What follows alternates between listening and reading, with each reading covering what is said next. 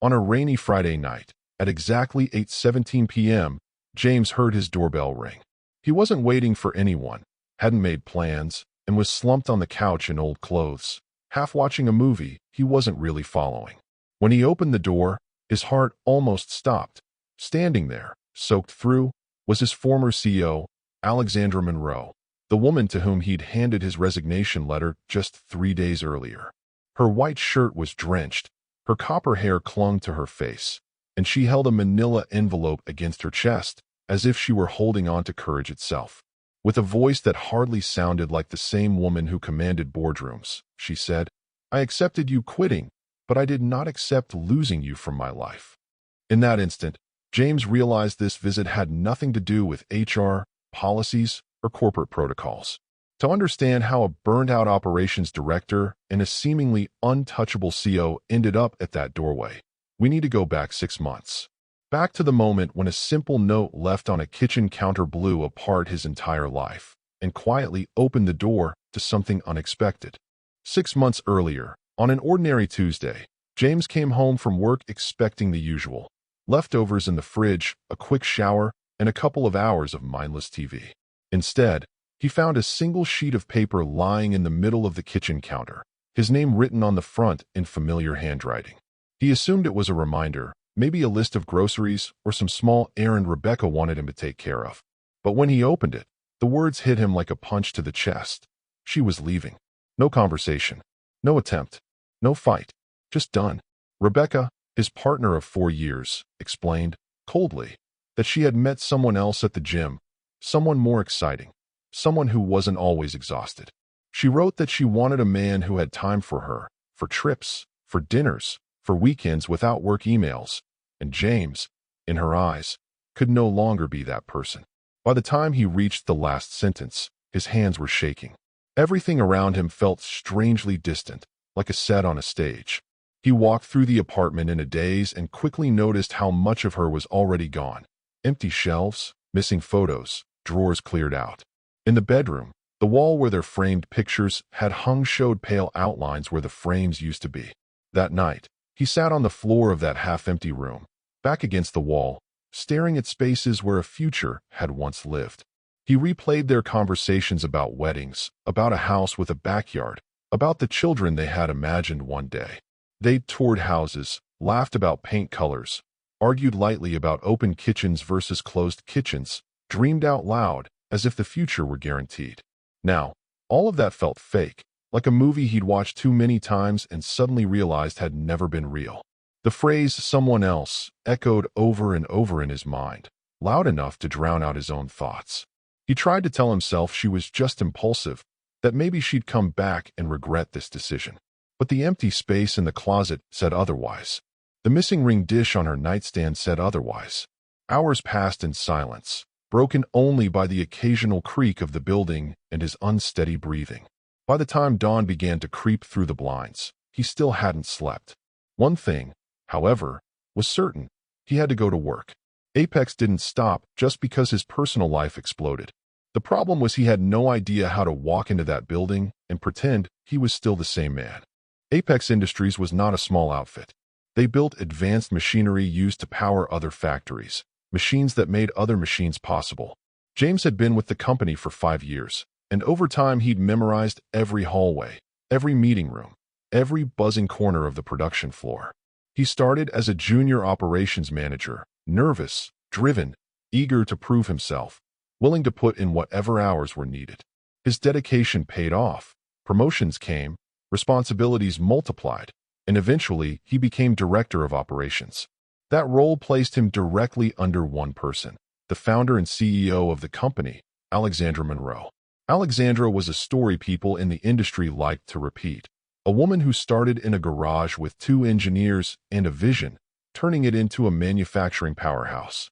12 years later, she headed a company with hundreds of employees and contracts all over the country. She had a sharp eye for detail and a reputation for spotting inefficiencies in a matter of seconds. In projects, she seemed to hold every number and deadline in her head. People sometimes joked she was a walking Gantt chart. Her standards were legendary, and so was the quiet fear she inspired in people who weren't prepared. James had admired her long before he ever worked closely with her. He'd watched her stride through the building with confident steps, every conversation efficient, every decision precise. To most people, she was purely intimidating, brilliant, demanding, all business. But 2 years earlier, when he was promoted to director of operations, the distance between them vanished. Suddenly he was in her office every day, sometimes for hours, reviewing production plans, solving logistical puzzles, and navigating crises. She'd look at him across the desk and ask direct questions, never wasting time, but always listening carefully to the answers. Gradually, their work sessions became less rigid. She began showing up with 2 coffees, one prepared exactly the way he liked it, black with a single sugar. She laughed at his awful jokes about conveyor belts and sensors, not politely, but like she genuinely found them funny. Some evenings, when the building emptied out and the lights dimmed, their conversations wandered into personal territory. She spoke about growing up with a single mother, about her fears of building a company that looked successful on paper but empty up close. That was when James stopped seeing her only as the CEO and started seeing the person behind the title. He felt something in his chest tighten when she leaned in, elbows on the table, talking about childhood or the weight of decisions. He began looking forward not just to solving problems with her, but to the possibility of those unscripted, human moments in between. But he was in a relationship, and she was his boss, and those 2 facts were like walls he couldn't afford to break. He forced himself to classify what he felt as admiration and respect. Nothing more, nothing less. Still, every time she remembered some small detail about him, every time she let down her guard for a moment, those walls shook a little. He didn't know it at the time, but those cracks would matter later, when his life and his job collided in ways he didn't expect. The day after the breakup, James showed up at Apex looking like a man who hadn't slept, and he hadn't. He expected to stumble through the day, hoping no one would notice how empty he felt inside. Instead, by midday, he saw a new meeting on his calendar, a one-on-one with Alexandra in her office. His stomach dropped. Part of him assumed someone had reported that he looked off, and now he'd be lectured on professionalism. As he stepped into her office, he noticed the city skyline glittering beyond the window, just as it always did, indifferent to his personal chaos. But Alexandra's face was different. Her expression was serious, yes, but there was a softness around her eyes he hadn't seen before.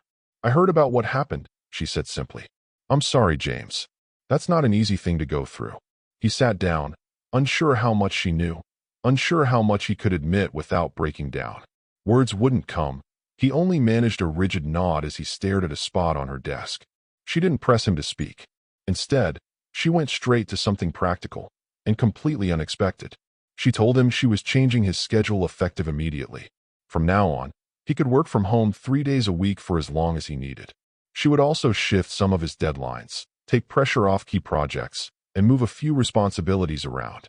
"You need room to breathe," she said, "not just more pressure. That's on me to manage, not on you to pretend you're fine." James almost couldn't believe what he was hearing. This was the same woman who once told a client that deadlines were non-negotiable. He managed a strained, "Thank you," adding that it meant more than he could express at the moment. She gave a small, almost imperceptible nod, professional, efficient, but her eyes lingered on him a moment longer. "Take care of yourself first," she added. "The work will still be here when you're ready."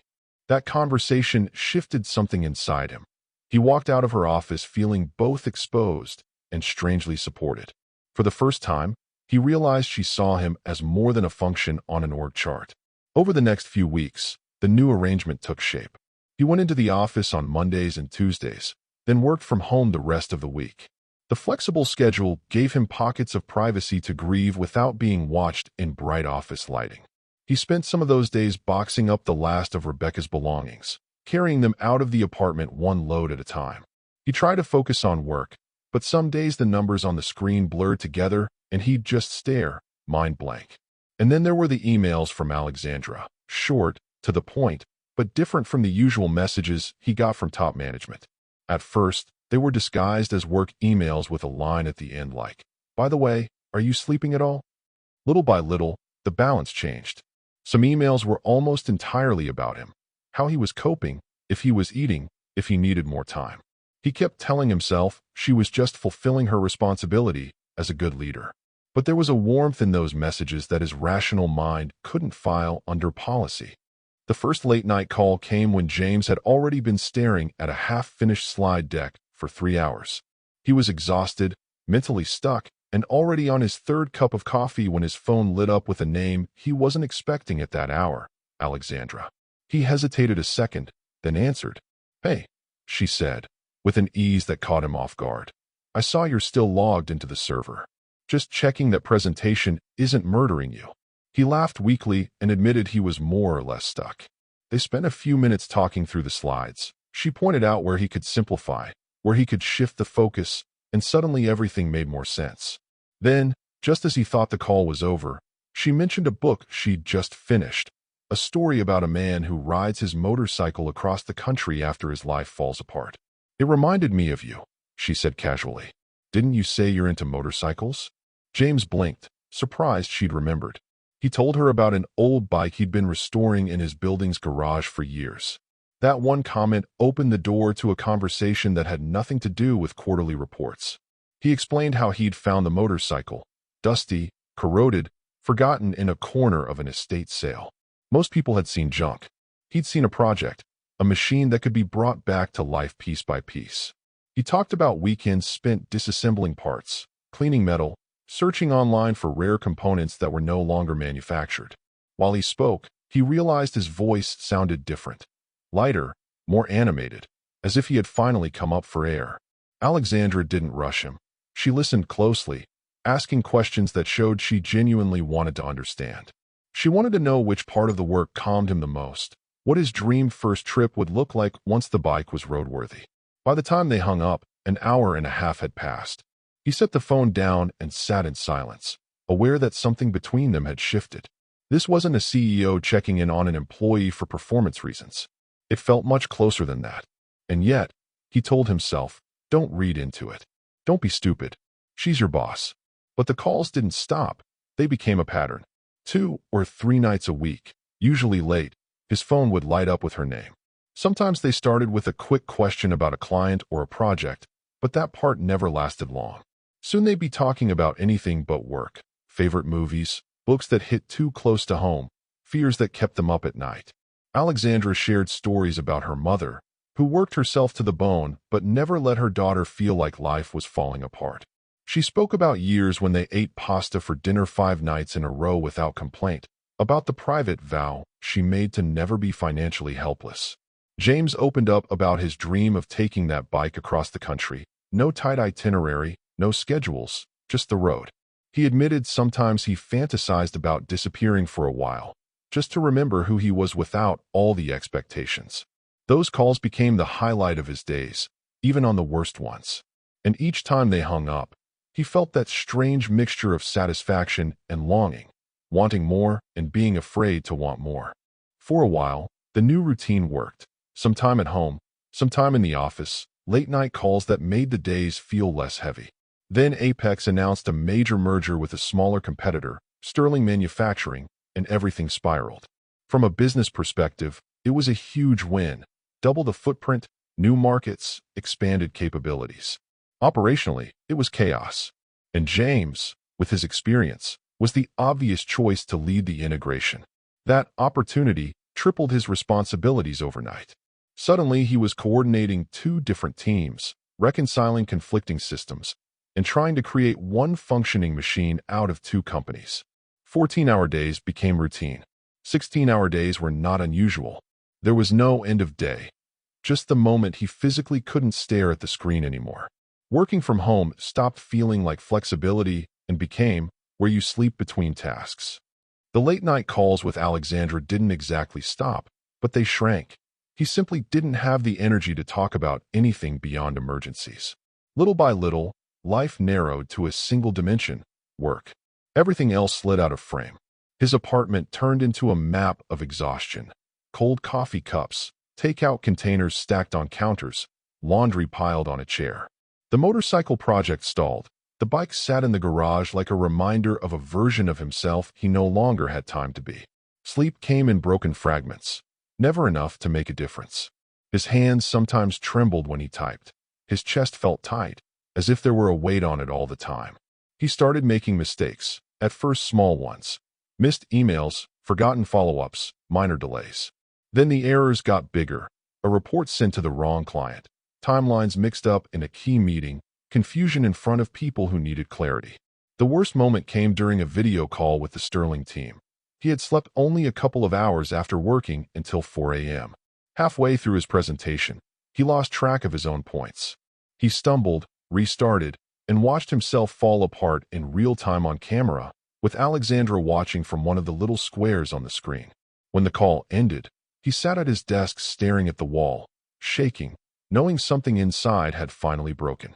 He thought of Rebecca's harsh note, about how she'd complained that he was always tired, always absent, always somewhere else. Back then, it had sounded like a selfish excuse. Now, parts of it rang uncomfortably true. Not the betrayal, that was still cruel, but the part where he had let work swallow everything that wasn't on a calendar. That night, he lay awake, staring at the ceiling, asking himself a question he'd managed to avoid for years. What am I really doing? And what am I losing by pretending this is sustainable? He pictured the bike in the garage, half finished. The books he'd bought and never cracked open. The friends he'd stopped calling back. It wasn't just the merger. This had been building for a long time, and now the cracks were too wide to ignore. The scariest thought wasn't that Apex would collapse without him. It was that he might collapse and the company would simply move on. In that moment, for the first time, he understood that something had to give, and the only thing he truly had the power to surrender was his job. Around 2 in the morning, still wide awake, James made a choice. He rolled out of bed, opened his laptop, and pulled up a blank document.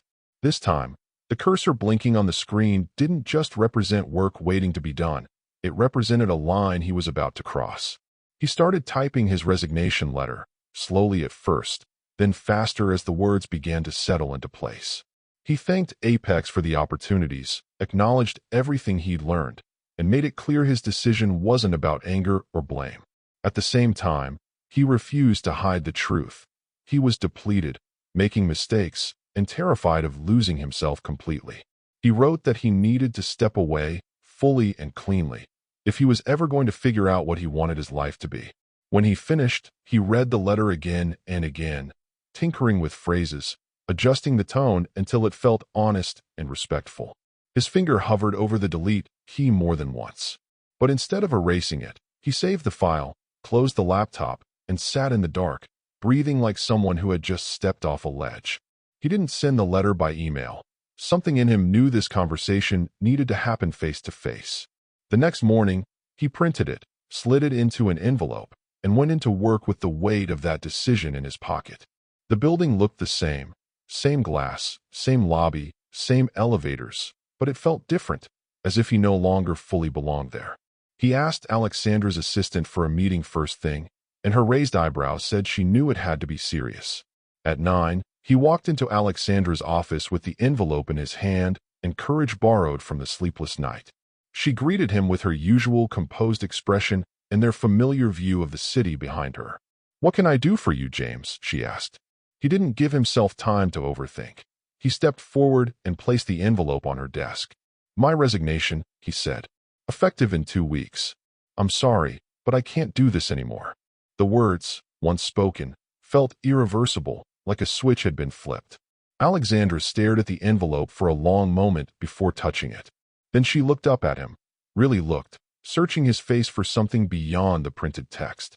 She asked if there had been some incident, some unfairness she didn't know about, some problem with someone else. He shook his head. No drama, no scandal, just exhaustion and a life that had slid out of balance too far. He told her he wasn't sleeping, that he was making mistakes, that he felt like he was disappearing into deadlines and deliverables. He said he needed to leave before he lost something he wouldn't be able to get back. She opened the envelope at last and read the letter in silence, her eyes moving carefully across each line. When she finished, she set it down and said, quietly, "You're one of the best people I've ever worked with. Losing you is going to hurt this company." After a pause, almost as if the words surprised even her, she added, "It's going to hurt me too." James stood there, at a loss for words, feeling like the floor had shifted under him. She offered to change his workload, to hire more people, to redistribute responsibilities. He appreciated it, but insisted that this wasn't something that could be fixed by rearranging tasks.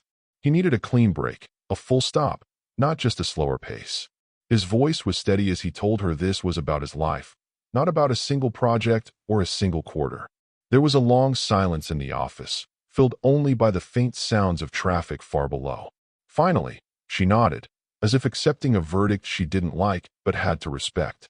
"I wish I'd seen this coming sooner," she said. "I should have done more." He shook his head and told her she'd done more than most leaders ever would: flexible schedules, time, understanding. For a brief moment, something unspoken passed between them, something that didn't fit under any corporate label. But then the moment closed. She pulled her composure back around herself like a tailored jacket and said, "We'll miss you. I'll miss you." The 2 weeks that followed felt unsettlingly quiet, like the last pages of a chapter he wasn't ready to close and knew he had to.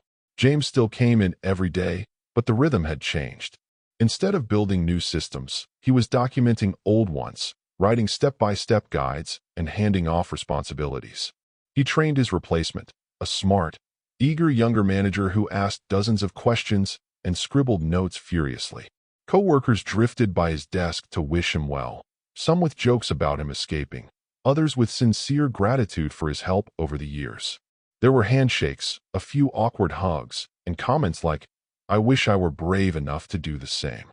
Inside, his courage often felt like fear wearing a mask. He had no backup plan, no next job lined up, no roadmap. He boxed up the little things that had made his workspace his: photos, a few mugs, a small model machine. With each item he removed, the desk looked more like a hotel room, temporary, impersonal, ready for the next occupant. All the while, one person kept her distance more carefully than anyone: Alexandra. He still saw her in meetings, of course. In those settings, she was pure professionalism, focused, efficient, fully in CEO mode. There were no side comments, no soft questions about how he was doing, no late-night phone calls. Their conversations were confined to project details and transition plans, as if the rest of what they'd shared had never existed. James tried not to take it personally, telling himself it was better this way, cleaner, easier. Still, every time he caught a flicker of something in her eyes and then watched it vanish behind her neutral expression, a knot tightened in his stomach. He had imagined, somewhere in the back of his mind, that they might have a final, honest conversation before he walked out. Instead, the days passed with polite professionalism and unfinished sentences hanging in the air. On his last afternoon, it wasn't Alexandra who came to collect his badge and laptop. It was her assistant, carrying a standard exit packet. That, more than anything, made the departure feel final, like a door closing quietly without a goodbye. He left the building carrying a small cardboard box with the remnants of his time there. The lobby, with its familiar security desk and glass doors, suddenly felt like an airport terminal, a place to pass through, not belong. The security guards wished him luck. He nodded, trying to smile, but there was a lump in his throat he couldn't swallow down. As he stepped out onto the sidewalk, he half expected to hear his name, to turn around and see her calling him back for one last word. No one called. The only sound was the traffic and the low hum of the city moving on. He loaded the box into his car and sat there for a while, hands on the steering wheel, staring out at the building that had been the center of his life for 5 years. It felt like he was missing something, like a conversation had been cut off just before the truth. Over the next few days, he tried to adjust to the sudden emptiness in his schedule. He slept more, though his dreams were restless. He went down to the garage and ran his hands along the frame of his motorcycle. He picked up books, started chapters, put them down again, and went for long walks with no destination, trying to remember who he was without an Apex email address. And then came that Friday. The rain had been falling steadily all afternoon, drumming against the windows while James half-watched a movie and half-scrolled aimlessly on his phone. He was dressed in sweatpants and an old college t-shirt, a half-empty pizza box open on the coffee table. When the doorbell rang at 8:17 p.m., he assumed it was the pizza delivery finally arriving late, or a neighbor with a package. He grabbed his wallet and went to the door without thinking to check who it was. The second he opened it, he froze. Alexandra stood there in the hallway, hair damp, clothes clinging to her, holding a manila envelope like it was both armor and burden. For a moment, neither of them said anything. The scene felt almost unreal. His former CEO on his doorstep, dripping rain onto the floor. Eventually, she broke the silence with a single line. "I accepted your resignation, but I didn't accept losing you." It wasn't a polished speech, not one of her usual carefully measured phrases. It sounded like something pulled straight out of her chest.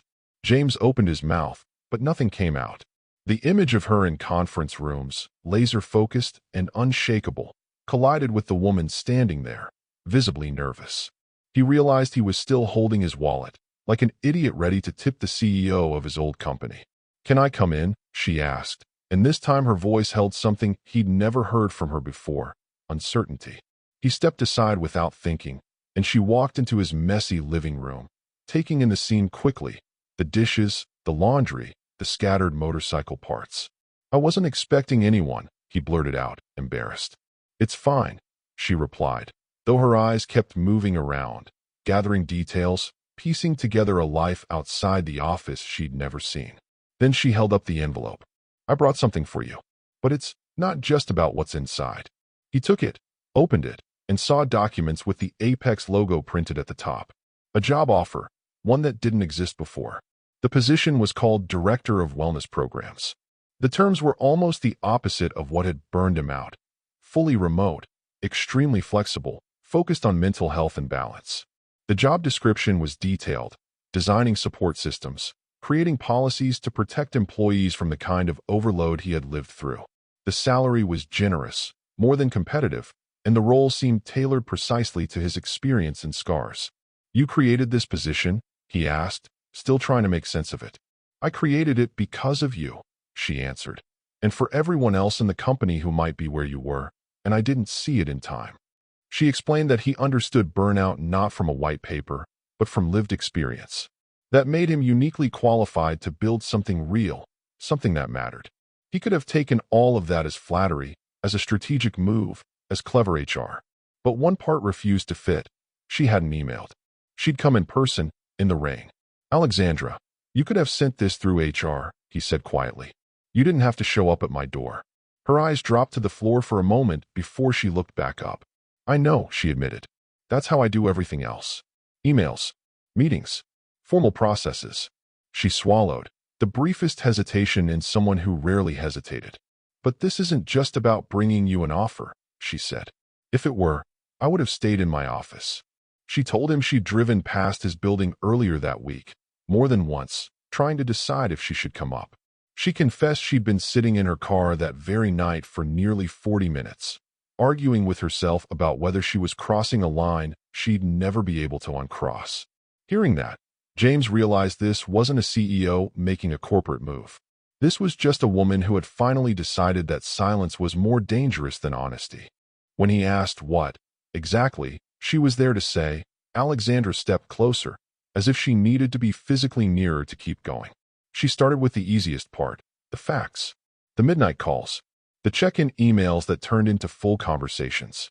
She admitted that those moments had become anchor points in her day, the only time she felt like she could stop performing and just be herself. When he resigned, it wasn't just a name disappearing from the org chart. It was the sudden thought of never hearing his voice in her day again. She'd told herself that what she felt for him was concern for a valued team member going through a hard time. But over the last months, every time she repeated that story, it had sounded less and less convincing. "That wasn't the whole truth," she said quietly. "I care about you. Not as the director of operations, not as a line item in a staffing plan. As you." James felt like the room tilted slightly. He had imagined versions of this moment in his head, usually late at night, and always dismissed them as fantasy. Now it was happening, and he had no rehearsed words left. He told her, slowly, that he had thought about her too, more than he should have, more than he'd ever admit at the office. He confessed that after some of their calls, he'd switched off all the lights and just let her words replay in his mind.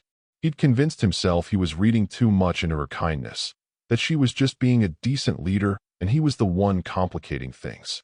He admitted that while he'd been with Rebecca, those feelings had terrified him, and afterwards they confused him.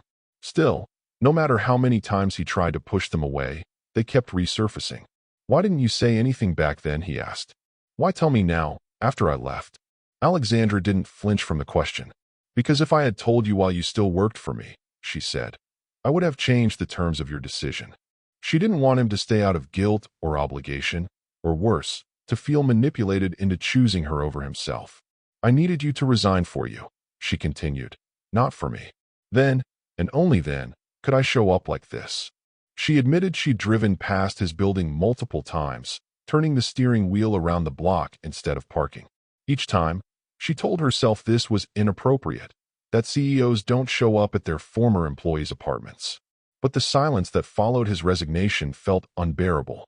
In the end, the fear of never telling him what she felt outweighed the fear of doing something completely out of character. While she spoke, James could see how much this cost her.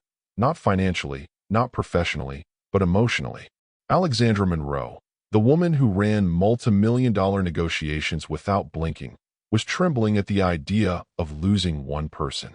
Just then, his phone vibrated loudly on the coffee table. His brother's name flashed on the screen, another routine check-in he usually answered. The sound snapped the fragile moment like glass, and Alexandra stepped back, her defenses rising instinctively. I shouldn't have come, she said suddenly. This was a mistake. She turned slightly toward the door, as if ready to bolt, to categorize all of this as a lapse in judgment and bury it. No, James said, more firmly than he'd expected from himself. He picked up the phone, muted it without answering, and set it face down. Please stay, he said. If you walk out now, I'll always wonder what this could have been. She hesitated, her hand hovering near the doorknob. He told her how, when he opened the door and saw her there, something in him relaxed for the first time since he'd left Apex. He admitted he'd spent the last 3 days replaying their final moments at the office, feeling like something important hadn't been said. You're not my boss anymore, he reminded her softly. There's no org chart between us now. It's just you and me. After a long second, she let her hand fall away from the door. Then let's talk, she said, with a fragile half-smile that he'd never seen in any boardroom. They moved into the kitchen, a space far smaller and messier than any conference room, but infinitely more honest. James made coffee, more as a way to steady his hands than because either of them needed caffeine at that hour. Alexandra leaned against the counter, looking at the stacks of motorcycle magazines and the model parts spread over the table. You're still working on these, she said, and this time there was admiration in her voice, not just curiosity. He told her that during his worst weeks, when he couldn't focus on anything else, he could still pick up a small piece of that model and fit it into place. Putting broken things together reminds me that not everything has to stay shattered, he said quietly. She asked, in a softer tone than he'd ever heard from her. Is that how you see yourself? Broke it. He thought about it, then answered honestly. I was. Maybe I still am in some ways. But at least now I'm trying to fix it. He set down both mugs next to the sink, freeing his hands, and turned back toward her. Their hands brushed, and this time neither of them moved away. He pointed out everything she'd done that night, driving in the rain, circling the block, sitting in her car for 40 minutes before ringing. That doesn't look like confusion to me, he said. That looks like someone who's terrified and still chooses to show up. She laughed softly, admitting that she'd never felt as exposed in a board meeting as she did standing in his living room. All my life, I've understood numbers, deals, forecasts, she said. This? Caring about someone like this? I don't have a playbook for it. James told her she didn't need a playbook. She just needed honesty. She confessed that, on the day he resigned, she had almost asked him to stay, not for Apex, but for her. But she'd seen how tired he was and decided she had no right to place that weight on his shoulders. He told her he needed to leave, not because she had failed him, but because he had lost himself in a role that demanded everything. The only time I felt like myself, he said, was during those calls. Because with you, I didn't have to pretend I wasn't drowning. She squeezed his hand and said, I saw you, James. Not just your performance. You. They didn't outline some perfect, polished plan that night. Instead, they agreed to something simple. Start small, start honest, and see where it went. Alexandra suggested dinner the next night. No spreadsheets, no project talk, just two people who owed themselves a real conversation. James agreed, and, with a nervous smile, admitted he was scared of how much he wanted it to work. I'm scared too, she replied. but I'm more scared of never finding out what this could be. A quiet moment stretched between them, electric but calm. James closed the last bit of distance and kissed her, gentle, careful, like someone testing a door they hoped would open. When they pulled apart, she kept her forehead resting lightly against his for a second, then whispered, "Tomorrow. 7. It's a date." They both laughed at how strange it sounded, given everything that had come before. But in that laughter, there was relief, the kind that comes when you finally stop running from the truth. In the weeks that followed, they slowly learned how to be something other than CEO and subordinate. They went out to dinner, then walked through the city until the streets emptied, talking about everything they'd never dared to say at the office.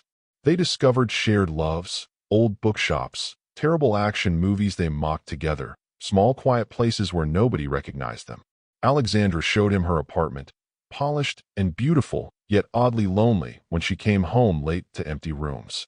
He showed her his world of half-finished projects, the noisy garage where the real motorcycle waited, the balcony where he'd watched sunsets alone. 3 weeks later, he signed the offer for the wellness director role and returned to Apex, not as the man who kept the machines running, but as the one who protected the people running them. The relationship was no secret for long. People weren't blind. But when a board member tried to suggest he was there because of favoritism, Alexandra shut it down with data and steel. She laid out his track record, showed early results of the programs he'd implemented. Lower burnout, less turnover, happier teams. Then she said, clearly, that her personal feelings didn't negate his professional value. If anyone questioned his competence, they were welcome to review her entire history of hiring decisions. Under James's guidance, Apex started changing.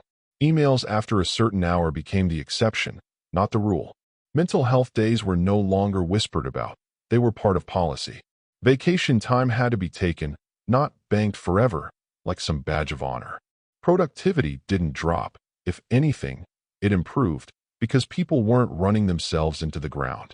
Months later, he and Alexandra took their own advice. They disappeared for 2 weeks on motorcycles, riding over mountain roads and through wide, empty deserts. One night under a sky so full of stars it didn't look real, she told him she loved him, without preamble or preparation. He told her he loved her too, with the certainty of someone who, once, thought he only existed to serve a company and now knew better. Back home, he moved into a brighter apartment with a balcony. She helped him unpack, laughing at how many coffee mugs he owned. On that balcony, as the city lights blinked on one by one, they agreed that true success had nothing to do with spreadsheets, and everything to do with sitting next to someone who truly saw you. From the outside, James's decision might have looked like a step backward, leaving a secure, well-paid job with no next position lined up. But that resignation, written at 2 in the morning after too many sleepless nights, was more than a career move. It was an act of self-rescue. By walking away, he created enough silence to hear what his life had been trying to tell him for years. He was more than his productivity. And it was in that quiet, scary space, after the badge was turned in and the laptop handed over, that the truth finally knocked on his door, literally. When Alexandra stood there in the rain and said she accepted his decision to quit, but not losing him, she wasn't just breaking a professional pattern. She was admitting that all the walls she'd built, all the rules she'd lived by, had kept her safe, but also alone. Their story isn't just about romance between a CEO and a former employee. It's about 2 people who spent years choosing work over themselves and finally stopped. It's about understanding that sometimes the bravest thing you can do is step away from the life that's slowly draining you, even if you have no clear map of what comes next. And sometimes, when you dare to do that, the door that opens looks nothing like the one you slammed shut, but it leads somewhere much closer to home. If this story resonated with you, if you've ever felt like James, overwhelmed, exhausted, and afraid to admit it, then this channel is for you. Here, we tell emotional, cinematic stories about people who hit their breaking point and somehow find a way to start again. If you want more stories like this, don't forget to like this video. It helps a lot more than you think. Subscribe to the channel and turn on the notification bell so you don't miss the next chapters we're going to share. And tell us in the comments, have you ever had to walk away from something everyone else called success just to save yourself? Because sometimes, The most important stories don't start with a promotion or a big win. Sometimes they start with a resignation letter. And with someone at your door in the rain, brave enough to say, I accepted you quitting, but I refuse to accept losing you.